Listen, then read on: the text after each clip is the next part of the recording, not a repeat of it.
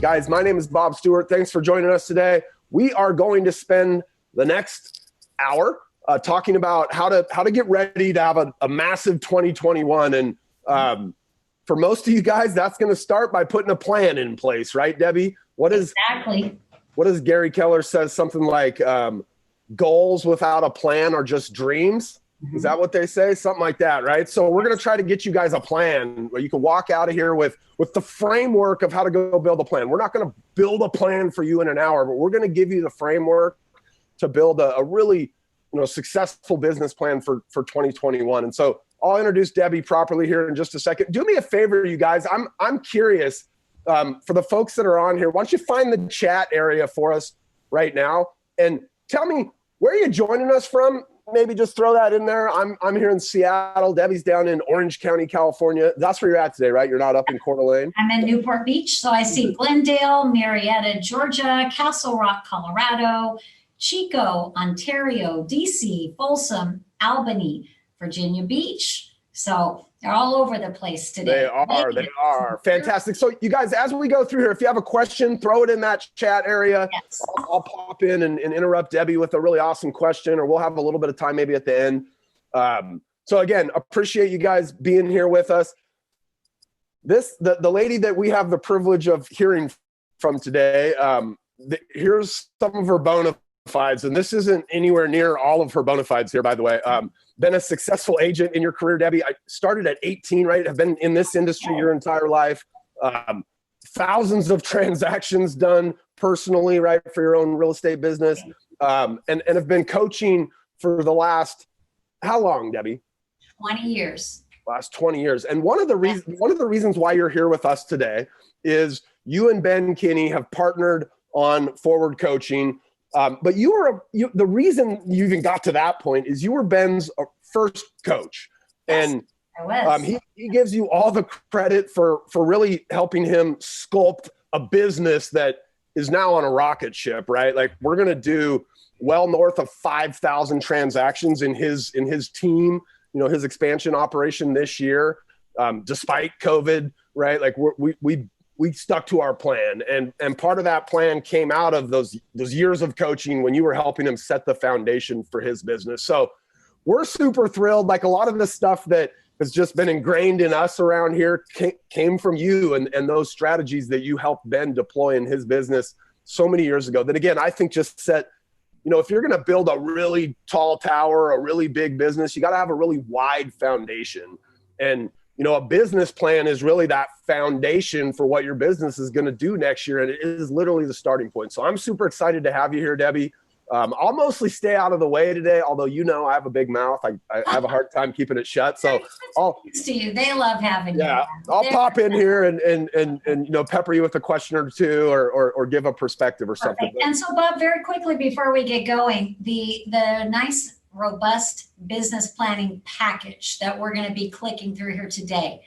Do you have a copy of that to share with them? Because I do. I do have a copy, and I will put that copy up here in the chat as we get going. Okay, good. And please don't feel any anxiety. You don't have to have it printed out. You don't have to have it in front of you. I want to encourage you today with I told Bob, kind of some high level strategies on how you approach some of the components of the plan and really help you break it down so it seems very easy. And it doesn't take a lot of time to have an awesome plan. And as Bob said, I started selling real estate at the age of 18, kind of by accident, in the sense that I was planning to go to college. My parents didn't have a lot of money, and then discovered suddenly they had no money for college. And my broker, or my Sunday school teacher, actually happened to be a real estate broker. And he said, why don't you get your license, come to work in the office, sell for a year, make some money, pay for college, and sell part-time as you work your way through school. And, I didn't know anything about real estate, Bob, but I did know my broker had a Mercedes, which nobody really did then. They had a big new house on the golf course. And I remember his wife had fake fingernails. No one had those. So I'm like, these people, they got it going on. I'm going to go check this out. But here's the thing, guys. When I walked into the real estate office on that first day, he handed me the book, Think and Grow Rich. And he said, I want you to memorize the quote, whatever the mind can conceive and believe, it can achieve. Now, at that moment, I thought, well, that's about thinking big. And then as I every year read that book again, I realized it was really about conceive, meaning you have to have a plan. If you don't have a plan, you don't have the destination, you may not get there. So I really became a believer of having that plan, partially because he kind of beat that into me, that I needed to do that. And I noticed that it works. So as we think about the plan, really 2021 begins today. And I just want to congratulate all of you. Here we are now in November, in probably a year that's going to live in infamy, right? I mean, this year, if we had known in January that this was coming at us, all the things that have happened this year, I think we would have all thought, oh, our business will be done. We won't have the opportunity we hope for. And yet I know for most of our coaching clients, they have, just like Ben, they have exceeded their goals. They have surprised themselves. And while the business has been strong, I think mentally it's still been challenging. So congratulations, you've almost made it. And yet now we really start to look ahead and say, we can't rest. We can't stop. We can take a few days, enjoy the holidays as you choose. Although those of you who are with us here in California, our governor has said we can only have 6 family members in the yard, and we have to put our mask back on in between bites of turkey as we chew. So it's going to be an interesting Thanksgiving. You guys get one more than we get, Debbie. I think we in Washington get 5 people for Thanksgiving. So it's going to be interesting. But hey, you know what? The new year is ahead, and it really does begin today. So one of the things I would encourage you all to do, and this would be a good thing to do as soon as our webinar is over, is do your short-term business plan. So truly take a good hard look at the calendar and say, how many days left am I going to work? And I mean, not just show up at your desk or your computer, but actually truly work. So do I want to take off Thanksgiving and the day after, Christmas Eve? I mean, what are the times that I want to spend with my family? And then what are the days that I'm going to work? And what do I want to accomplish in those days? Because, we jokingly said to our coaching clients at Halloween, the holidays do not begin on Halloween. And I know you all realize you could maybe get another deal or two under contract and closed by year end. And yet much of what you're going to be doing in the next few weeks, that's going to launch you into the first quarter of the year. So that's why it's so important to squeeze the last bit of opportunity out of this year. And, you mentioned Gary Keller, the book, The One Thing, which, whatever real estate brand you're affiliated with as you're joining us, that's a great book, because he really talks about, having focus. And there was something that I read in the book that stuck with me. He said, none of us are born disciplined. See, Bob, Ben and I operate on different schedules. I get up at 4:15 in the morning, and I'm at my desk on the phone by 6 a.m. Ben works all night, goes to bed at 3 o'clock in the morning, right? Yeah. So as we merged our businesses last year, he really had to adapt to the fact that I'm going to be calling him by 8 a.m., right? So we all have our different routine and schedule. And yet people will say to me, wow, you're so disciplined. And I said, no, not really. It's just that because we had East Coast clients, I had to develop that habit. And that habit became a routine. And now it's so part of my life. I get up at 4:15 on a Saturday just because it's my routine. So when you think about whatever your schedule is for you, and I am not at all saying you need to get up at 4:15, but whatever that routine or schedule needs to be so that you can achieve the goals you have set, start now, right? Because it can take 60 days, 90 days, usually 4 months to really lock in that habit. So if you can start now on the days you work with that new routine for the new year, I would rather you not say, well, I'll begin that on January 2, because that's hanging over your head. Plus, it's going to be more painful, to ramp up the year. And it's like a dress rehearsal, right? If you make a couple mistakes, lumps and bumps, well, we get it all ironed out before the year begins. And I know I just kind of randomly threw up there, avoid negative influences. I really think, though, right now, more than ever, protect your mindset.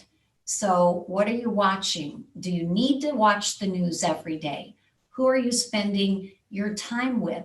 And also, who are you sharing your goals with? Because there may be people you love in your life, and yet they're not extremely positive, and maybe they don't understand your business.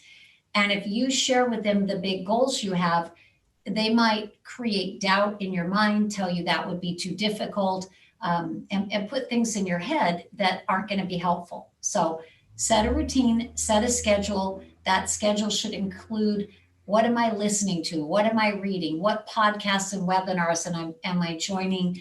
And who am I spending my time with? And then, really embracing that concept about whatever the mind can conceive and believe it can achieve. Bob, Ben and I are perfect examples of that. Neither one of us came from money. I mean, quite the opposite. I think Ben, his situation was much more dire than mine. However, I mean, we lived in a 3-bedroom, 1-bath house, and my parents would every Friday labor over how they were going to pay the bills. I don't think Ben went to college. I know I never made it to college because I fell in love with real estate. And yet you look at the opportunities that this real estate industry offers. And often we get in the weeds of our problems in our day, and we think, oh, if we could just have a regular job and a regular paycheck. And yet, that's a path of boredom sometimes, limitation. And certainly I think COVID taught us that people with irregular jobs, they were not safe. There was not security in that. And I always tell my daughters that, you're an entrepreneur when you go to bed at night thinking, oh my gosh, this is a disaster. And you wake up in the morning and say, I have an idea, right? So I love it. Just believe it. All of that opportunity when you got into the business, it is still there for you. So we just got to grab it. So as you think about your goals, and you have a copy, of course, of this package to print out, income, close deals, listing appointments, listings taken, just take a few moments and break it down. And of course, there's a form in the packet for you. That's the review of 2020. So we need to know where are you going to end this year, and how much more can you do next year? Now, for some of you, it might not be that you want to do more units. It might be, I want to do more luxury and raise my volume. For some of you, it might be, I don't personally want to do more units. I want my team to do more units. Or I want to do the same amount of units and I want to work 20% less. So as we're talking about your goals, here at Forward Coaching, we believe that you're all incredibly unique, uniquely talented, and you have your own vision of what success is for you. So don't let others influence this. You really need to sit down and think about, what do I want? And I'm not a huge fan when I see like gurus out there saying, write down your goal and then double it and triple it and quadruple it. Okay, fine, that's fun in the moment. But then you walk away and you look at that number and you say, well, that's not really my number. So what is your number that if you end 2021 with that number, you're going to say, that was a great year? And Bob, because all of the people we coach are phenomenal and big thinkers, one of the things I tell them, if you really want to go for the gusto, set a goal that when I hit October 31, I want to have this goal, this number I wrote on this page, I want it to be closed and pended. So it's not all finished yet, but it's closed and pended. And now I'll set a stretch goal that if I hit that by December 31st, I can feel really awesome and give myself a good reward. Okay. But I would encourage you guys, I'm a big fan of units. Okay. Because I feel like if you break your income goal down into units based on your average price, it's easier than to chunk that out and say, then what do I need to do each month? What do I need to do each week? And then if you get one really big deal, that's like the icing on the cake, or I guess since we're almost to Thanksgiving, that's like the gravy, right? That's the gravy. And that'll just push your income up, but it won't cause you to get complacent or lazy because you had a few big deals. Okay. So this is one that Ben and I talk about a lot. You may have heard Ben say in the past, it's hard to have a two-legged stool stand up, right? So many agents that Ben and I meet, they have one or two key sources of business. And yet to truly safeguard, and that would be a word I would use, to safeguard your business, to grow your business, you need to have 3 solid lead gen methods. Perfect them, lock them down, have those action steps in place, and then you can add a 4th and even a 5th, right? And I've even heard Ben say 6, Bob, that you may need to have 6. Now, this doesn't mean strangers or new sources. Some of them would be the critical sources that you already work, but just do them better. Now, I know the Ben Kinney teams are a big fan of the 1-3-5. And so what is the goal? How are you going to break that down into the strategies? In the packet, we've given you that form, and we've also given you a sample. That way you can say, well, let's look at this person. They want to do 36 units, and where are those units going to come from? Well, this particular person said 25 buyer sides, 11 listing sides, and then they looked at their key sources and said, how many will come from each source? So it's a really cool form. And I think it just makes it more real, more tangible when you can actually break it down and see it. So gap analysis, this is a biggie. So let's say that all of you guys came to us next week and said, all right, I want coaching and I want to get ready for the year ahead. Here's what my coaches would not do. What they would not do is start throwing all kinds of new ideas at you. Well, you should try this and you should do that and you should do this. And the reason they wouldn't do that, and the reason I don't want you to do that to yourself, is because just because somebody in the office is chasing this source or that source, it doesn't mean that's the right source for you, right? Because remember, you're unique, your personality, the things you love to do, and the things you do well. What we would do instead, and so this is what I'm asking you to do for yourself, is we would ask you to look at those key sources. So let me give you an example. Many of you would probably say, a good portion of my business comes from past clients, referrals, and sphere of influence. That's a key source. So Bob, anytime I'm at an event, I will, let's put it this way, a real in-person event, right? Which has been a while. So the very last real in-person event before the shutdown, I did this fun thing that I often do, and I'm going to do it with you guys today. I said, okay, so I want you to raise your hand if you think you do a phenomenal job working your database. It's just amazing. You're awesome at it. And I think Fred said, right, Bob? So Fred said, yep. Works here in Orange County. And Fred raised his hand, and I said, okay, Fred, stand up and tell us what you do.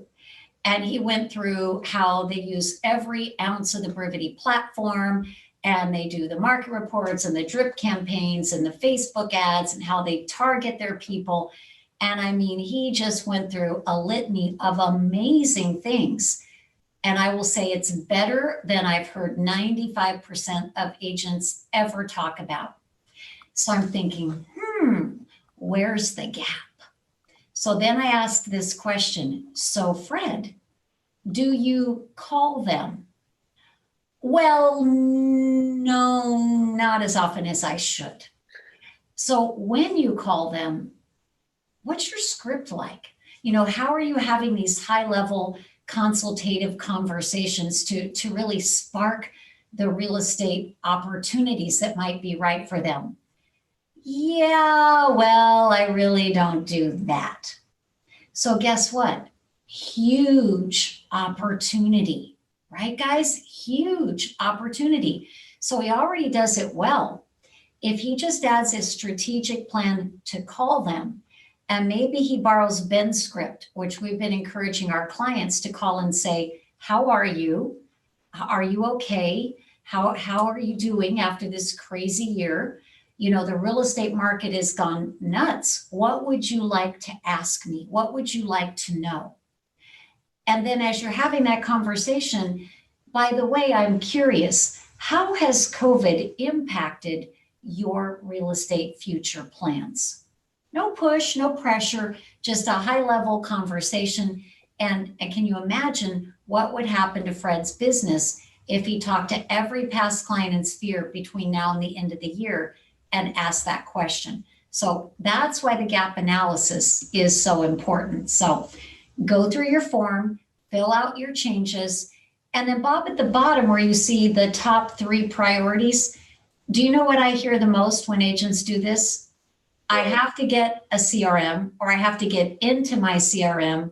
I have to get it running and functioning properly. So this is kind of your ball game here. So any tips you have for them? Well, I mean, we could do a whole hour on this, Debbie, but when we think on Ben's teams, right? And again, we're going to sell a lot of real estate this year. A properly functioning CRM includes things like listing alerts and market reports, right? Am I using those kind of powerful drip tools that the consumer actually wants? Like, consumers want to see what's selling in their neighborhood, right? They want to see the new listings that are coming on the market if they're a buyer that's maybe going to buy in the next year. So listing alerts and market reports. And then for us, it's all about follow-up. So we have auto plans, right? These plans that we can apply to leads that are going to consistently communicate to that lead, whether it be a brand new lead, or some of that communication for us is done on people like Sphere and past clients, where we put these really soft plans in place that just kind of help us automate that nurture process with. There's a lot around that idea of like putting the tools of a CRM, right? Things like market data that we can send out to clients, getting those tools in place and making sure that, it doesn't matter if your database has 1,000 people in it, like some of the folks on the call probably, or 10,000, like some of the folks on the call. Like, we have to get these tools in play, or otherwise that database is like, my gym membership, right? It's not being used very often. It's useless. Well, and on that thought too, guys, when you think about it, the database, the CRM with your people and their information, your conversation notes, your marketing campaigns, that is your practice. Just like a doctor has a practice, has all of his patients and their information. And one day, if you decide to sell your business or hand it over to your team and transition out, this is the machine, right? This is the machine that keeps on giving in the future. My husband, Don, he's been in the real estate business 34 years. When I moved full-time into coaching 20 years ago, he added my database to his and has been good about consistently marketing to them. Bob, he just recently in the last month started using the Brivity market reports. And I don't know if they all use them, but they go out twice a month to the zip code where his clients are located. And he is so excited about the feedback. People emailing, texting, saying, thank you so much. Thank you for taking the time to do that for me. And it actually has already booked for him 3 listing appointments now, or he booked because of it. Now, granted, they are people who know him, and maybe they would have called him anyhow. Maybe. I don't know. There's a thought that customer loyalty is down by 50%. So if we're not connecting in high level ways and multiple methods and consistently, I consider it a web of connection, we could lose them, right? Debbie, real quick, NAR does a study every year, home buyer and seller survey. And from 2019, 55% of people said they were highly likely to use the agent that they bought with the next time they sold. 27% of them actually used the same agent when they sold the house in 2019. So there's this massive gap between we do a great job for our clients and they say they're going to come back to us, but only a third of them do. Right. 2/3 of them don't come back to us. Forget to stay in touch, right? Yeah. And so the script again, Gary's asking, you would say, how are you? I just wanted to check on you. And I was wondering, the market has been very strong. Maybe you had some questions you might like to ask me. What would you like to know? And then be prepared, Gary, to have a data-driven conversation. So you don't want to get off into the weeds of speculation and big political discussions, but maybe it's just how many homes have sold this year or how many are selling per month, how many days on market, how much a property's appreciated, just a few tidbits that you can share when they say, how's the market? And then you turn around and say, I'm curious, how has COVID impacted your real estate future? And here's the thing right now, guys. COVID has created a complete shakeup. So people who back in January had no intention of moving now have a plan to move. Either they decided their house is too big, it's too small, they got sick of their spouse and decided they want a divorce. Divorces are supposed to be at an all-time high in the next 12 months, probably because they're locked up together. They've had babies, or they're like, you know what, life is short. I want to go live with my grandchildren. I want to go be near them. So if you think you know what your people are doing, you may not know. So good to have those conversations. So then next, the self-assessment. You'll see that in your packet. Once we get our numbers part of the business plan done, then what I have right here on my desk that I've been encouraging the coaches to do next is to do the self-assessment and have our clients go through and say, on a scale of 1 to 10, 10 being I'm perfect at this, where would you score yourself? And the goal is to identify the 2 or 3 lower scoring items and say, all right, so in the new year, how can I improve my skill in those 2 or 3 areas? You always hear, well, you don't want to work harder, you want to work smarter. I don't know about you guys. I kind of got sick of hearing that years ago. What does it mean? Well, to me, what it means is have a strategic plan for your business. It means know yourself and the areas you're strong in and lean into those. It means optimize your opportunity for connection by using a great tool like Brivity, and then going back and saying, I'm never done. I'm a work in progress. So if I'm taking 75% of the listings I'm going out on, why can't I improve that skill to take 85 or 90%, right? An amazing athlete always is looking to break their personal best record. So that's what the skill assessment is all about, okay? So here's the next piece that's important. I read something that, I don't know if it's true or not, but it said that if Bill Gates was walking along the street and he dropped $1,000 out of his pocket, that his time is so valuable he shouldn't even stop to pick it up because it would actually cost him money. Now, I have a feeling he'd stop and pick it up. However, the point being, time is money. And when I've coached these great agents, we've had the pleasure of coaching for the last 20 years, I notice that most good agents are about 30% of their day income producing activity. So lead generation, lead follow-up, negotiating, showing property, taking a listing, income producing, about 30%. So we're setting a goal for them. Let's get that to 50%. So for the next 2 weeks, if you just took a scratch pad and as you go through your day, you just write down, what am I doing at 8 o'clock? What am I doing at 8:30? What am I doing now? Keep a time log. Then at the end of the 1 or 2 week period, go back and say, okay, was that IP income producing? Was that IS income servicing? Or was that S just stuff? And then tally up those hours. And your goal is, if it's 30%, not too shabby, but we want to work to get that to 40 and 50%. Now, if you have a team and a lot of leverage, the promised land, the ultimate, is to get to 80% billable time, right? Which is what Ben and I really, strive to do. But we're fortunate. We have great teams around us. So once your plan's done, share it with those who are supportive of you and review it daily. And I get it. You're probably not going to go through that big packet every single day.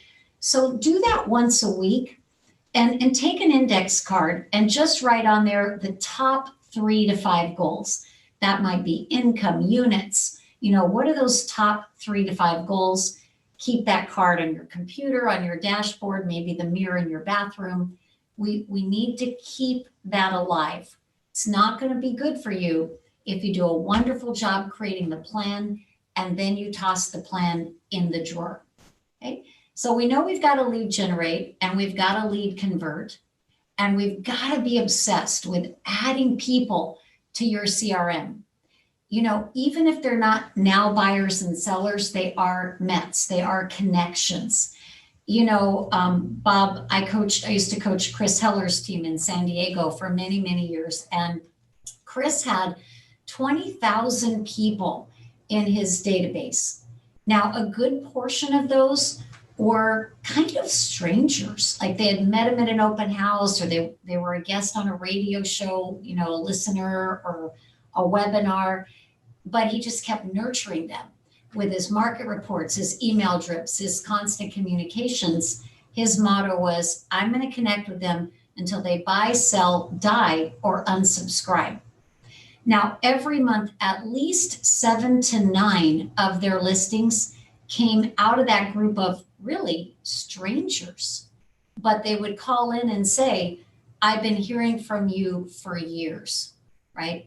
So that's the value of getting everyone in your database that you know now, all your cell phone contacts, everyone you do business with, get them in that database. And then talk to them about how COVID has impacted their real estate future. One great thing about a CRM too is it reminds you to do what you're supposed to do. So as you're setting it up, you want to follow your daily appointments, your callback plans. And that's what I love about it. I come to my computer in the morning and I know who I'm supposed to call today. And then I can set my next follow-up plan because, as you know, how many listings have we lost over the years because we lost that scrap of paper, right? You guys will actually find out if you literally went and called everybody in your database, you're going to run across a few people that you didn't get that business because you didn't call them before this. Right. We see that every day in our world. Yeah, every day. So then setting a standard, the 10-10-10. Everyone that's in the world with Ben and I, we're really pressing this right now on them, which is 10 actual conversations, eye to eye or ear to ear. 10, I guess not ear to ear because that would be too socially not distanced, right, Bob? But right.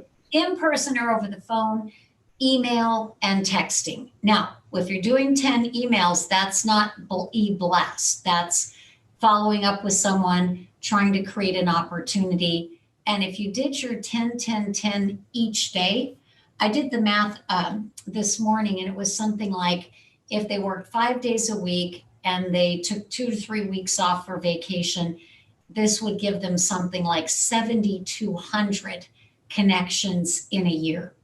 So think about that. Did you make that many connections in 2020?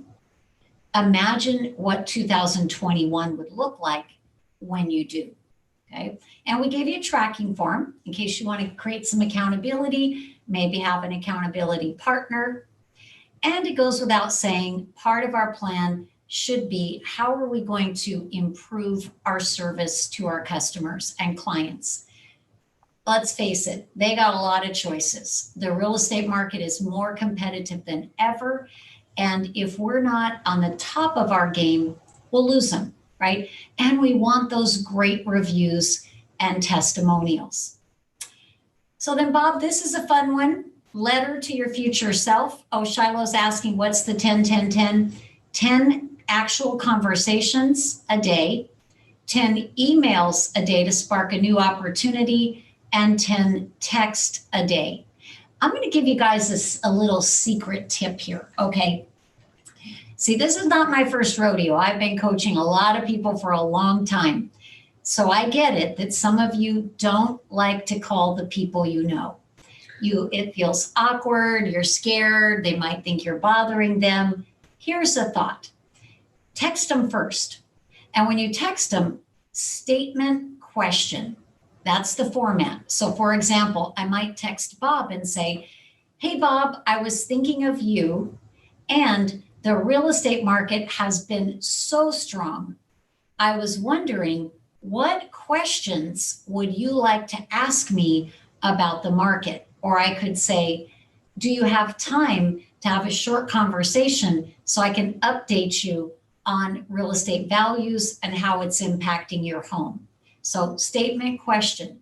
So we have our clients saying, okay, I'm going to text 10 people today, and the people that respond to me, I'm going to then talk to them tomorrow, right? That makes it easy. So 10 conversations, 10 texts, and 10 emails. Now, my husband did something crazy. One day, he had a bunch of appointments canceled on a Friday because it actually rained here in Orange County, and people think they're going to like float away, right? Because it doesn't rain in California very often. So he sat on his phone all day and just texted that to people. And his phone blew up. So many people texting back. And I said, you know, honey, next time you probably shouldn't text 100 people in one day, right? Because you got to keep up with it. But guys, it's a great way to spark those conversations. So, letter to your future self. Part of visualizing and achieving, or part of achieving goals, is visualizing it becoming a reality.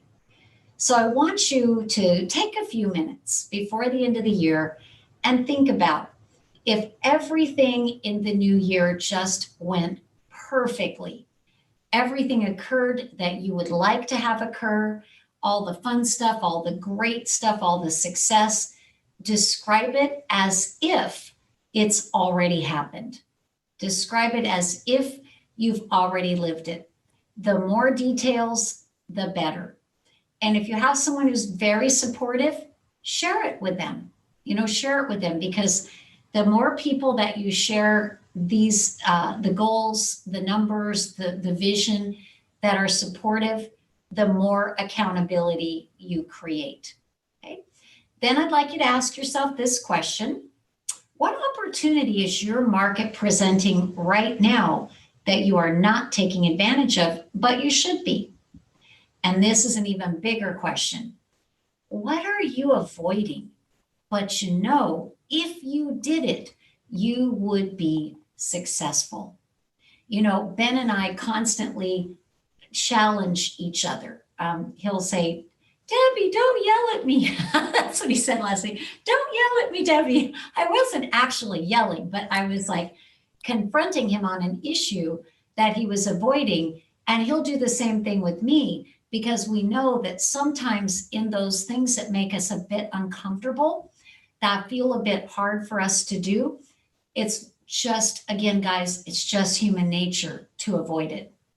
That's one of the reasons people join coaching, right? To help us help you get out of your own way. So ask yourself, what am I avoiding? If I did it, I would be successful, because the truth is, top producers, top achievers, they do what others know they should do, but others just simply don't do it, right? So Bob, we're happy to stay on to answer their questions, and I want to give you a little time for anything you want to share. Guys, if you need some help beyond this webinar, Bob's making sure you're getting the package, so that's easy. That'll come to you, or you can see it right there in the chat box. If you would like to find out more about how it works in coaching with us, one thing Ben and I agree on, everything is custom that we do for you and with you. And you might be happy to know there is no contract. We don't need it. We just do a great job and make you want to stay with us forever. That's what we like to do. And if you want to have a conversation, it's easy to just have that conversation. I have myself and my top-notch coaching advisor, who's a seasoned veteran coach, on standby. We know time is limited, and that's forwardcoaching.com/consult.